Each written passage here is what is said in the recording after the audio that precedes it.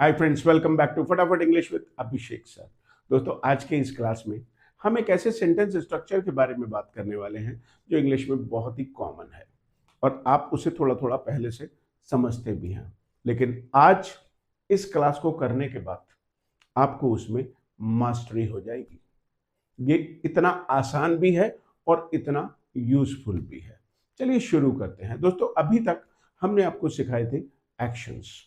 Actions को कैसे हमें यूज करना है। जैसे मैंने आपको सिखाया था, लेसन के बाद 99% केसेस में टू आएगा, गो के बाद टू आएगा, कम के बाद टू आएगा।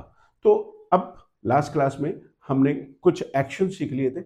अब हम बात करेंगे एक्शन सेंटेंसेस की। जैसा कि मैंने आपको पहले ही बताया कि किसी भी लैंग्वेज में दो तरीके के सेंटेंसेस होते हैं, एक एक्शन सेंटेंस और दूसरा नो एक्शन सेंटेंस। यदि आप इस चैनल को पहली बार देख रहे हैं तो यहाँ ऊपर आई बटन पे क्लिक कीजिए और वहां पे पूरी प्लेलिस्ट खुल जाएगी। डे 1 से देखना शुरू कीजिए। डेली एक वीडियो रात को 9 बजे आती है और उसमें पूरा एक डिटेल्ड लेक्चर होता है जो न केवल आप पहली बार सुनेंगे बल्कि आपको इंग्लिश बोलने के साथ साथ आपकी पर्सनैलिटी भी डेवलप होती हुई नजर आएगी। आपको बहुत ज्यादा क्लैरिटी मिलने वाली है यहाँ इन वीडियोस में। चलिए शुरू करते हैं। अब जैसा कि हम बात कर रहे हैं कि आज वो कौन सा सेंटेंस स्ट्रक्चर है, तो सबसे पहले तो मैं आपको ये बताना चाहूंगा कि आज हम शुरू कर रहे हैं अपने एक्शन सेंटेंसेस के, और इसमें हम जो भी पूरे दिन में बोलते हैं वो सब हम आज बोलना सीखेंगे। यानी 50% of your daily use sentences, जो भी आप पूरे दिन में 50% सेंटेंसेस बोलते हैं, वो आज इस क्लास के बाद इंग्लिश में कह पाएंगे। अब सवाल ये है कि आप पूरे दिन में क्या बोलते हैं, आप पूरे दिन में किस तरीके के सेंटेंसेस बोलते हैं ज्यादातर समय। चाहे आप घर पे हो, चाहे आप स्कूल में हो, चाहे मार्केट में हो, चाहे किसी वर्क प्लेस पर हो, आप ज्यादातर समय जो सेंटेंसेस यूज करते हैं वो इंपैरेटिव होते हैं। यदि हम ग्रामर की बात करें तो वो इंपैरेटिव, आपने बचपन से पढ़ा है इंपैरेटिव्स, लेकिन हम उसको इंपैरेटिव नहीं कहते, हम उनको कहते हैं एक्शन सेंटेंसेस। और एक्शन सेंटेंसेस कैसे बनते हैं ये आपको समझ में आना चाहिए। जैसे आप पहले से जानते हैं ओपन द डोर, तो ये एक कंप्लीट सेंटेंस है, ये एक कंप्लीट सेंटेंस है। इसमें आपको कुछ भी सोचने की जरूरत नहीं है। अब इंपॉर्टेंट बात क्या है, ये जो हमने इंपैरेटिव्स का क्लासिफिकेशन किया है वो 4 हिस्सों में किया है। सबसे पहला आप रिक्वेस्ट करते हैं। जनरली आप जब कभी भी किससे कहते हैं कि भाई जरा दरवाजा खोल दो, जरा खाना लगा दो, जरा इधर आओ, एक गिलास पानी ला दो, तो ये क्या है? रिक्वेस्ट। रिक्वेस्ट के साथ साथ आप जो भी अपने से छोटे लोग हैं, उम्र में छोटे हैं, अधिकार में छोटे हैं, तो आप उन्हें ऑर्डर देते हैं। ये हो गई हमारी नंबर 1 वैरायटी और ये हो गया नंबर 2। भाई आप अपने मम्मी पापा को या उम्र में बड़े लोगों को या जो आपसे किसी डेजिग्नेशन पर हैं, बड़ी पोजीशन पर हैं, आप उनको ऑर्डर नहीं दे सकते, आप उनको रिक्वेस्ट ही करेंगे। ध्यान दीजिएगा, एक एक चीज को डिस्कस करेंगे। पहले ये समझना पड़ेगा कि ये कहां कहां हम यूज कर सकते हैं, फिर हम बात करेंगे कि इन्हें कैसे यूज करेंगे। तो सबसे पहले रिक्वेस्ट, दूसरा ऑर्डर, तीसरा एडवाइस। जब आप किसी को एडवाइस देते हैं तब भी आप इस तरीके के सेंटेंसेस यूज करते हैं। भैया दवाई ले लो, आपकी तबीयत ठीक नहीं है ना, दवा ले लो, डॉक्टर को दिखा लो। तो ये आप क्या कर रहे हैं? एडवाइस कर रहे हैं। अरे भाई कल तुम्हारा पेपर है, पढ़ाई कर लो, टीवी बंद कर दो, ध्यान से पढ़ो। आप एडवाइस कर रहे हैं। गाड़ी धीरे चलाओ। तो ये मैं आपको हिंदी के एग्जाम्पल देके समझा रहा हूं ताकि आपको बात समझ में आ जाए। चौथी चीज है इंस्ट्रक्शंस। यदि आप कुछ भी कभी भी किसी को सिखा रहे हैं, कुछ भी डायरेक्शंस दे रहे हैं, तो हम उन्हें डायरेक्शंस भी कह सकते हैं या इंस्ट्रक्शंस भी दे सकते हैं। भाई जब आपको मैं सिखा रहा हूं, कुछ भी मैं सिखा रहा हूं या आप किसी को सिखा रहे हैं, सोचिए आप किसी को कार चलाना सिखा रहे हैं, तो आप वहां रिक्वेस्ट नहीं करेंगे। आप ये थोड़ी कहेंगे भैया जरा गाड़ी में बैठ जाओ, ऐसा थोड़ी होगा, गाड़ी में बैठो, ऐसा भी नहीं हो सकता। तो वहां ना रिक्वेस्ट हो सकती है, ना ऑर्डर हो सकता है, ना एडवाइस हो सकता है। फिर वहां क्या हो सकता है? इंस्ट्रक्शंस। अब जब हम इंस्ट्रक्शन देते हैं, बैठो भैया, दरवाजा खोलो, गाड़ी में बैठो, चाबी लगाओ, कम ऑन, इग्निशन ऑन करो, अब क्लच दबाओ, एक पैर एक्सेलरेटर पे रखो, गियर शिफ्ट करो, सामने देखो और धीरे धीरे कार को आगे बढ़ाओ। ये क्या हो रहा है? क्या ये रिक्वेस्ट हो रही है? क्या ये ऑर्डर हो रहा है? क्या ये एडवाइस हो रही है? नहीं, ये इंस्ट्रक्शंस दिए जा रहे हैं। सोचिए कि मैं आपको पुलाव बनाना सिखाऊं, तो मैं क्या करूंगा? कौन से सेंटेंसेस? इंस्ट्रक्शंस वाले। भाई सबसे पहले आप एक कटोरी चावल ले लो, उन्हें अच्छे से धो लो, वॉश कर लो और फिर उन्हें पानी में भिगो दो। अब छोटी छोटी सब्जियां काट लो। मैं क्या कर रहा हूं? इंस्ट्रक्शन दे रहा हूं। अब एक बर्तन, भगोना या कोई प्रेशर कुकर गैस पे रखो। ऐसे ये सब क्या चल रहा है? इंस्ट्रक्शंस। तो ये 4 वैरायटी के नो एक्शन सेंटेंसेस होंगे, 4 वैरायटी के इंपैरेटिव्स होंगे। पहला रिक्वेस्ट, दूसरा ऑर्डर, तीसरा एडवाइस और चौथा इंस्ट्रक्शन। अब आप कहेंगे कि सर ऐसा पहले तो कभी नहीं पढ़ा। यार मैं आपसे बोल रहा हूं ना कि this is a unique channel, this is completely different from 60,000 YouTube channels. यहां आप उन बारीकियों को भी सीखेंगे जो आपने ना तो आज तक पढ़ी है, ना तो आपने कभी सुनी है और ना ही किसी ने सिखाया है। तो आप इस चैनल को सब्सक्राइब जरूर कर लीजिए। और यदि आपको हमारे पढ़ाने का तरीका पसंद आ रहा है तो ये आपकी जिम्मेदारी है कि आप इस वीडियो को ज़्यादा से ज़्यादा जगहों पे, चाहे अपने फेसबुक स्टेटस पे लगाएं, स्टोरी पे, इंस्टाग्राम पे शेयर करें या व्हाट्सएप स्टेटस पर, या फिर फ्रेंड्स और फैमिलीज के साथ आप इसको शेयर करें। ये आपकी सोशल रिस्पॉन्सिबिलिटी है, राइट। तो यहां तक की बात आपको समझ में आ गई। दोस्तों यूट्यूब पर आप हमारे वीडियो देख रहे हैं और आपको हमारे पढ़ाने का तरीका भी पसंद आ रहा है, लेकिन कहीं ना कहीं आपके दिमाग में ये चल रहा है कि काश मैं फटाफट से इंग्लिश में फ्लुएंट हो जाऊं। तो आप ऐसा कर सकते हैं। इसके लिए 3 तरीके हैं। पहला, यदि आपका बजट कम है तो आप रिकॉर्डेड कोर्स ले लीजिए, ऐप में अवेलेबल है और ऐप का लिंक डिस्क्रिप्शन में, यानी वीडियो के डिस्क्रिप्शन में ऐप का लिंक अवेलेबल है, वहां जाइए, कोर्स बाय कीजिए और अपनी स्पीड से करना शुरू करिए। दूसरा तरीका, ग्रुप क्लासेस में आ जाइए, जो 3 महीने का लाइव इंटरैक्टिव कोर्स है, जहां हम और हमारी टीम आपके साथ डेली क्लास में अवेलेबल रहेंगे, आपको सिखाएंगे भी और आपको प्रैक्टिस भी कराएंगे। इसकी फीस 7,500 रुपीज होती है। लेकिन यदि आप ग्रुप क्लासेस में कंफर्टेबल नहीं है, आप प्राइवेट 1-on-1 क्लासेस में पढ़ना चाहते हैं, तो उसकी 3 महीने की फीस 30,000 रुपीज है। ध्यान रखिएगा, ये 0 to एडवांस लेवल का कोर्स है। बाकी आप स्क्रीन पर दिए हुए नंबर को डायल कीजिए या व्हाट्सएप कीजिए और हमसे बात कीजिए। कोई ना कोई सोल्यूशन आपको जरूर अच्छा लगेगा। मिलते हैं आपसे कॉल पर। अब हम सबसे पहले बात करेंगे रिक्वेस्ट की। रिक्वेस्ट, जब हम रिक्वेस्ट करते हैं तो हमें प्लीज लगाना चाहिए। प्लीज लगाओ और जो भी एक्शन है वो आप बोल दो। जैसे मान ले पापा से कह रहे हैं आप, पापा 50 रुपए दे दो। अब सोचिए, मैंने जो आपको सिखाए थे एक्शंस, मैंने आपको पूरे एक्शन सिखाए थे। बचपन से जो आप आधे अधूरे एक्शन सीखते हैं, उससे इंग्लिश बोलने का कॉन्फिडेंस कभी भी नहीं आएगा। कभी भी नहीं, मतलब कभी भी नहीं। अब सोचिए, यदि आप ऐसे ट्रांसलेट करने लगे, पापा प्लीज गिव मी। अब आपको इसे ब्रेक नहीं करना, गिव मी 50 रुपीज, कुछ नहीं सोचना। आपको हमेशा के लिए यही पूरा का पूरा सेंटेंस सीखना है। बस इसमें क्या चेंज होगा, 50 की जगह 500 हो जाएगा, 100 हो जाएगा, गिव मी 100 रुपीज।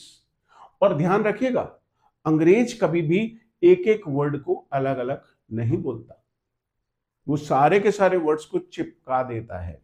जैसे आप और हम हिंदी में चिपका देते हैं। जैसे मान लो मुझे कहना अरे दरवाजा खोल दे, आप देखिए मैंने बिल्कुल इसे अलग अलग करके नहीं बोला दरवाजा खोल दो, ऐसे नहीं बोलते आप। दरवाजा खोल दे, दरवाजा बंद कर यार, 4 शब्द बोले, दरवाजा बंद कर यार, मैंने सबको एक साथ मिलाया, दरवाजा बंद कर यार, खाना लगा दो, जाओ नहा लो। तो हमें इंग्लिश में भी इसी तरीके से बोलने की प्रैक्टिस करनी है कि हम सारे के सारे वर्ड्स को एक साथ बोले। Give me 50 rupees, give me 500 rupees, give me 100 rupees. आप इसमें चेंज कर सकते हैं, give me a glass of water, give me a glass of water. Water, यहां टी की आवाज को हम डी करेंगे, give me a glass of water, give me glass of water, give me, give me, give और मी को हम मिला देंगे, give me, give me glass of water. तो इस तरीके से आपको यहां डिटेल में इंग्लिश सिखाया जाएगा। और ये कंप्लीट 90 डेज की सीरीज है। जो कोई भी इन वीडियोस को देखेगा वो न केवल इंग्लिश बोलना सीखेगा, इंग्लिश लिखना, पढ़ना, सुनना, समझना, pronunciation, grammar, everything will be easy. चलिए, अब इतनी बात समझ आ गई, बस प्लीज लगाओ, एक्शन लगाओ। अब यदि आपको कहना हो पापा दरवाजा बंद कर दो, तो यहां पे हमें पापा भी लगाना पड़ेगा। पापा प्लीज क्लोज द डोर, पापा प्लीज क्लोज द डोर। नहीं तो आप किससे कह रहे हैं, किसी को। अब भाई जो बड़े लोग हैं, जो रिक्वेस्ट हम करते हैं वो आमतौर पे हम अपने से बड़े लोगों से करते हैं। कई बार रिक्वेस्ट अपने भाई बहनों से भी करनी पड़ जाती है, वो मौके की नजाकत आप समझते होंगे। रिक्वेस्ट कई बार अपने से छोटों से भी करनी पड़ जाती है, तो वो उसके हिसाब से आप लगाइए। लेकिन जब आप बड़े लोगों से बात करेंगे तो रिश्ता लगाएंगे। मम्मा एक पराठा दे दो, mamma please give me a paratha, mamma please give me a paratha. मान लिया आप मुझसे रिक्वेस्ट करने लगे, सर अब आप मुझसे क्या रिक्वेस्ट कर सकते हैं? सर एक वीडियो जरा प्रोनाउंसिएशन की बना दो। तो आप कैसे कहेंगे? Sir please make a video about pronunciations. So please make a video about pronunciations. Right. दोस्तों इसे प्रोनाउंसिएशन मत बोलिएगा, बहुत सारे लोग इसे प्रोनाउंसिएशन बोलते हैं, जबकि करेक्ट वर्ड है प्रोनाउंसिएशन। मेरे साथ बोलिए 3-4 बार, प्रोनाउंसिएशन, प्रोनाउंसिएशन, प्रोनाउंसिएशन। तो आज के बाद इसको प्रोनाउंसिएशन मत बोलिएगा, यूज द करेक्ट प्रोनाउंसिएशन। चलिए, तो प्लीज एक्शन। अब कई बार ऐसा होता है कि हम रिक्वेस्ट करते हैं किसी से भी कि ये मत करो, तो हमें कुछ नहीं करना, हमें क्या करना है? Please don't action. जैसे मम्मा आपकी कह रही है कि भाई आज मैं टिंडा बनाऊंगी, तो आप क्या कहेंगे? मम्मा प्लीज डोंट प्रिपेयर टिंडा। भाई मम्मा को यदि आपने ऑर्डर देना, मम्मा डोंट प्रिपेयर टिंडा, ऐसा तो नहीं बोल सकते। मम्मा उधर से घूमता हुआ आएगा और आपकी खोपड़ी घूम जाएगी। तो रिमेंबर कि रिक्वेस्ट करना हमें सीखना है, please action, please don't action. बस इतना रूल याद रखिए। मान लेते हैं कोई भाई है आपका और वो बड़ा है और उसका नाम है राज। वो बैठा हुआ कमरे में टीवी देख रहा है और आपका एग्जाम है या आपका कल को इंटरव्यू, आप उसकी तैयारी कर रहे हो, तो आप कहेंगे भैया प्लीज, भैया। अब इंपॉर्टेंट बात क्या है? सर क्या हम भैया को भैया ही कहेंगे? यस, कह सकते हैं आप। ब्रदर कहेंगे तो आपको अजीब सा लगेगा, आपको अजीब सा लगेगा। अब सोचिए आप पापा को फादर कहेंगे तो आपको अजीब सा लगेगा। और ये सब अपना एक्सेप्टेबल है। अब ये ग्लोबली एक्सेप्टेबल है। जब भी आप रिश्तों को कहें तो आप उन्हीं नामों से कहें जिन नामों से आप हिंदी में कहते हैं, जैसे चाचा जी। अब चाचा जी को तो आप कहेंगे सर, हम अंग्रेजों को जब सुनते हैं तो वो तो अंकल कहते हैं। अब अंकल से क्या पता चलेगा कि ये चाचा जी हैं, ये ताऊ जी, ये मामा जी हैं कि फूफा जी, या फिर ये पड़ोस वाले अंकल हैं? ये कैसे पता चलेगा? ये तो पता ही नहीं चल रहा। अंग्रेजों के यहाँ वो क्या दो लाइनें बोलते हैं, ही is my uncle, my father's younger brother, तो उससे पता चलता है कि ये चाचा जी हैं। लेकिन हमारे यहाँ दो लाइनें बोलने क्यों हैं, ही इज माई चाचा जी। अब एक बार क्या हुआ, मैं अपने जीजा जी के यहाँ गया। मैं तो जीजा जी कहूँगा, मैं नहीं कहूँगा कि मैं ब्रदर इन लॉ के पास गया। तो दोस्तों मैं अपने जीजा जी के यहाँ गया और वहाँ उनका एक दोस्त बैठा हुआ था और दोस्त का साला भी वहाँ था। बात समझ पा रहे हैं आप? मैं अपने जीजा जी के पास गया, वहाँ जीजा जी का दोस्त और उसका साला। तो मेरी जीजा जी के दोस्त से दुआ सलाम हुई, नमस्ते भाई साहब, नमस्कार सर, राइट। अब जो बातचीत हुई तो उन्होंने मुझे मिलवाया, he is my brother in law. अब मैं कंफ्यूज हो गया, मैंने कहा यार इससे क्या कहूँ, कैसे बात करूँ, मुझे तो पता ही नहीं चला कि ये जीजा जी हैं कि साला। क्योंकि यदि वो उनके जीजा जी हैं तो मुझे बहुत सम्मान के साथ हाय जीजा जी, हाउ यू, लेकिन यदि वो उनका साला है तो फिर मैं उनसे पूछूंगा और हाउ यू साले, हाउ यू साले। तो ये ध्यान रखना है, क्योंकि आप रिस्पेक्ट भी उसी हिसाब से, और रिलेशनशिप, ही इज माई साला, अब it is acceptable. He is my brother in loss कहेंगे तो थोड़ा कह दीजिए, चॉइस आपकी है, लेकिन मेरा काम है आपको बताना, ही इज माई ताऊ जी, ही इज माई मामा जी, ऐसे बोलिएगा। हम इंडिया में रहते हैं और अब इंडिया ग्लोबली एक्सेप्टेबल है। एक जमाना हुआ करता था India was a backward country, but now India is a forward country.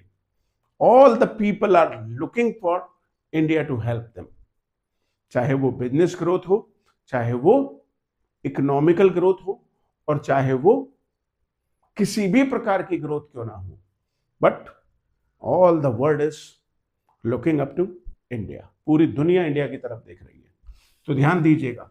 तो आप भैया ही कह सकते हैं, भैया please don't watch TV, please don't watch TV. तो मना करना है तो रिक्वेस्ट करनी है, रिक्वेस्ट करनी है तो ये हम अभी क्या सीख रहे हैं, रिक्वेस्ट। अभी हमें ऑर्डर भी सीखना है, एडवाइस देना भी सीखना है, और हमें इंस्ट्रक्शन देना भी सीखना है। एक एक करके बात करते रहेंगे, लेकिन मेरी फिलॉसफी ये कहती है कि जितना ज्यादा आप सुनेंगे उतना चीजें दिमाग में ठहरने लगेंगी और धीरे धीरे वो प्रैक्टिस में आ जाएंगी, बोलने में भी आसान लगेगा, कंफर्टेबल लगेगा। तो please action, please don't action. अब मान लिया आपको मुझसे कहना हो सर यहाँ बैठ जाइए, तो आप मुझसे ऑर्डर थोड़ी करेंगे, रिक्वेस्ट करेंगे सर प्लीज सिट हियर। मैं यहाँ बैठने लगा, आपने कहा सर यहाँ मत बैठिए, प्लीज डोंट सिट हियर। मैं दरवाजा खोलने लगा तो आप मुझसे कहेंगे sir please don't open the door. Sir मैं यहाँ, मैंने कहा कि आज मैं 2 घंटे पढ़ाऊंगा, तो आप मुझसे मना करेंगे sir please don't teach for 2 hours. या फिर आप मुझसे रिक्वेस्ट करेंगे कि सर 2 घंटे पढ़ाइए ना, sir please teach for 2 hours. तो अब घर में हम पूरे दिन कैसे सेंटेंसेस बोलते हैं, दरवाजा बंद कर दो, जाओ नहा लो, जाओ नहा लो, कपड़े बदल लो। तो इसके लिए आपको क्या आना चाहिए, एक्शंस। यदि एक्शंस हैं तो आपके ये एक्शन सेंटेंसेस आसानी से बन जाएंगे, बेहद आसानी से। एक्शंस मैं आपको समय समय पर सिखाता रहा हूं और आगे भी सिखाता रहूंगा। जो बेसिक एक्शंस हैं वो आपको पहले से आते हैं, जैसे जाओ नहा लो, जाओ नहा लो, तो गो टेक अ बाथ। अब इसमें एन आप चाहें तो लगा सकते हैं, go and take a bath. देखिए दोस्तों ध्यान रखिएगा, बाथ नहीं कहिएगा। जब आप बाथरूम में बंद होकर के नहाते हैं तो टेक अ बाथ कहते हैं, और अंग्रेज लोग इसको कहते हैं टेक अ शावर। आप दोनों में से चाहे जो मर्जी यूज कर लो, टेक अ शावर नहीं, नाहो मत आज यार, don't take a shower, don't take a bath. तो बात नहीं कहिएगा, खाली बात यदि आप कहेंगे तो ये अच्छा नहीं लगेगा। Go take a bath. अब बात आती है तैयार हो जाओ, go get dressed, get dressed. जब भी हम किसी को कहते हैं कपड़े पहनने के लिए, नहा धो के कपड़े पहनने के लिए, तो आपने बचपन से सुना होगा गेट रेडी। नहीं दोस्तों, गेट रेडी बहुत सारी जगहों पे होता है, अभी बाद में किसी और दिन बात करेंगे। लेकिन कपड़े पहनना, शर्ट पहनना, पैंट पहनना, get dressed, go get dressed, I am getting dressed, मैं तैयार हो रहा हूं।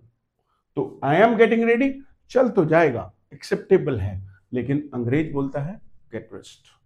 तो आज के बाद आपको भी कहना है गेट ड्रेस्ड, और कहें कपड़े उतारो, गेट अनड्रेस्ड, गेट अनड्रेस्ड। ध्यान रखिएगा, गो गेट ड्रेस्ड। तो जब कभी भी आपको किसी से भी कोई भी रिक्वेस्ट करनी है, अब चूंकि समय बहुत हो जाएगा, यदि मैं चारों चीजें पढ़ाने लगूंगा, आगे धीरे धीरे करके हम, जैसे अभी रिक्वेस्ट की बात हमने की है, तो हम ऑर्डर्स की बात भी करेंगे, और हम एडवाइसेस की भी बात करेंगे, और हम इंस्ट्रक्शंस की भी बात करेंगे। चलिए आगे बढ़ते हैं। तो पापा प्लीज, मम्मा प्लीज, भैया प्लीज। अब देखिए कैसे बनेंगे। जाओ नहा लो, go and take a bath. जाओ ब्रश कर लो, go and brush your teeth. जाओ बर्तन धो दो, go and wash the dishes, go and wash the dishes. यार नाश्ता बना दो, गो एंड प्रिपेयर ब्रेकफास्ट, नाश्ता लगा दो, सर्व द ब्रेकफास्ट। अब यहां से गो हट जाएगा, सर्व द ब्रेकफास्ट, एक पराठा दे दो, गिव मी ए पराठा। नहीं नहीं, टिंडा मत लगाओ, डोंट सर्व टिंडा, डोंट सर्व टिंडा। बाइक स्टार्ट मत करो, don't start the bike, don't start the bike. यहां मत बैठो, डोंट सिट हियर। गाना मत गाओ, डोंट सिंग अ सॉन्ग। नाचो मत, डोंट डांस। पानी मत पियो, डोंट ड्रिंक वाटर। नहीं नहीं, इसे फ्रिज में मत रखो, don't put it into the fridge. अरे आइसक्रीम फ्रिज में से मत निकालो, don't take out the ice cream from the fridge. तो दोस्तों, ये बात आप पूरे दिन यूज कर सकते हैं। अरे जरा टीवी की आवाज बढ़ा दो, please turn up the volume.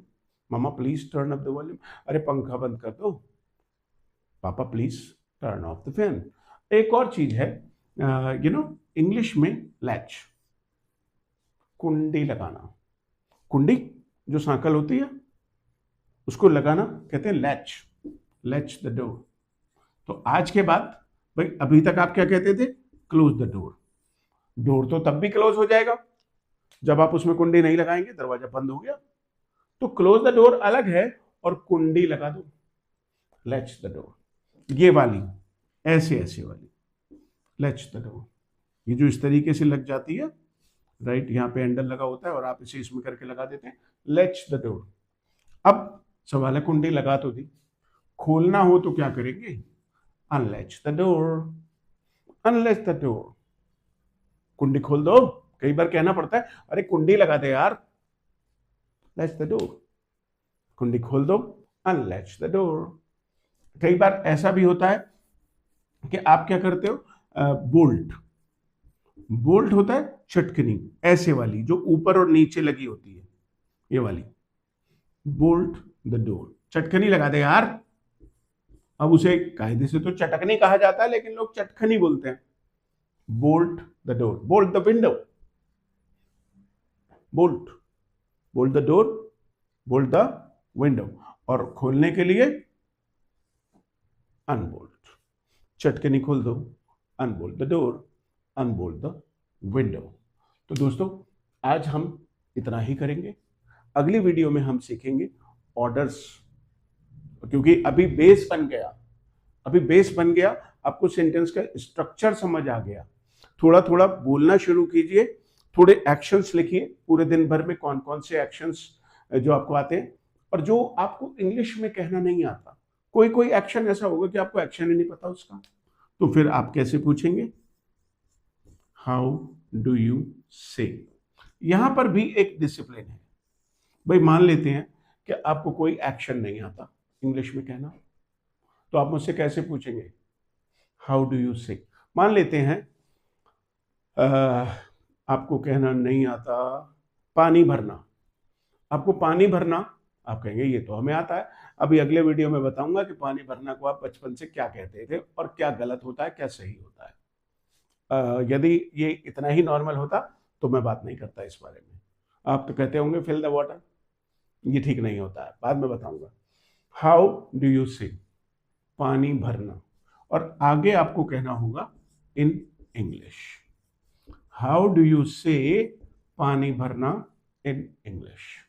मान लेते हैं कि आप यहां से जापान पहुंच जाएं और जापान में वो जापानीज बोलते हैं, आपको वाटर पता है, वाटर पता है कि पानी को वाटर कहते हैं इंग्लिश में, तो आप वहां पे कैसे पूछेंगे कि इसको जापानीज में कैसे कहते हैं? तो आप क्या कहेंगे, हाउ डू यू से वाटर इन जापानीज। वहां पे तो इंग्लिश में ही बोलना पड़ेगा ना, यहाँ तो लोग हिंदी समझते हैं। मान लिया आप चाइना चले जाएं और वहां आपको पूछना हो कि वाटर को क्या कहते हैं, तो हाउ डू यू से, कमन बोलिए, वाटर इन चाइनीज। आप जर्मनी चले जाएं तो क्या कहेंगे आप? यस, अपने आप बोलिए, मैं नहीं बोल रहा हूं इस बार। So guys, I hope you are enjoying the classes of Abhishek sir. यदि आपने अभी तक भी चैनल को सब्सक्राइब नहीं किया, वीडियो को लाइक नहीं किया और इसके नीचे हाइप का बटन अभी तक नहीं दबाया, तो ये समय है कि आप इसको एक मूवमेंट की तरह, एक आंदोलन की तरह लोगों के साथ शेयर जरूर कर दें। मिलते हैं आपसे फिर एक नई वीडियो के साथ। Thank you.